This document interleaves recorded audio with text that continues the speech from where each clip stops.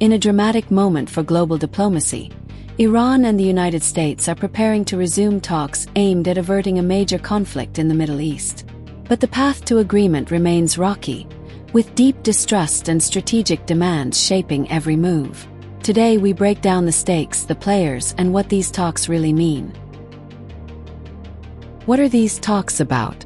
The negotiations between Iran and the US are focused on Iran's nuclear program, which Washington says must be restrained to prevent weaponization.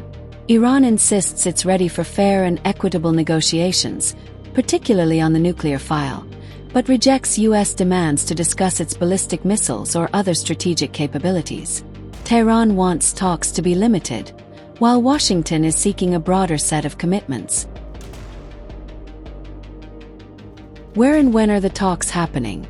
After days of tension, both sides agreed to hold talks in Oman, under heavy diplomatic pressure from regional countries, including Qatar, Turkey, and the UAE. These negotiations were originally expected in Istanbul, but Iran pushed for Oman as host, where it feels more neutral. Why are these talks so important? Iran's nuclear activity, particularly high levels of uranium enrichment close to weapons grade, has long alarmed the US and its allies, raising fears of proliferation and regional instability. The US has responded by deploying significant military assets to the region, signaling that all options, including force, are on the table if diplomacy fails. Arab states and other regional powers have urged both sides to strike a deal and avoid war, warning that another conflict would destabilize the Middle East. Points of disagreement. The biggest divide is over the agenda and scope of the talks. Iran wants nuclear matters only on the table. The US wants to include ballistic missile restrictions, support for regional militias, and human rights issues.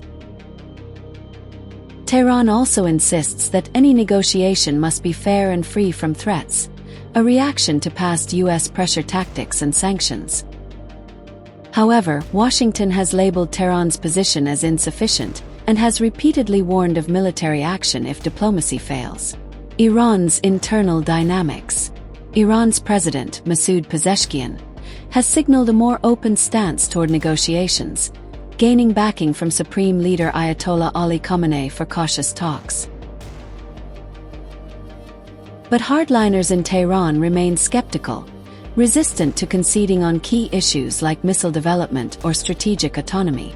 Domestic unrest and a brutal crackdown on protests have also complicated Iran's diplomatic calculations. Is a breakthrough likely? Many experts believe that no clear breakthrough is imminent, given the gulf between US demands and Iranian positions. Both sides have agreed to negotiate, but deep mistrust and strategic red lines remain.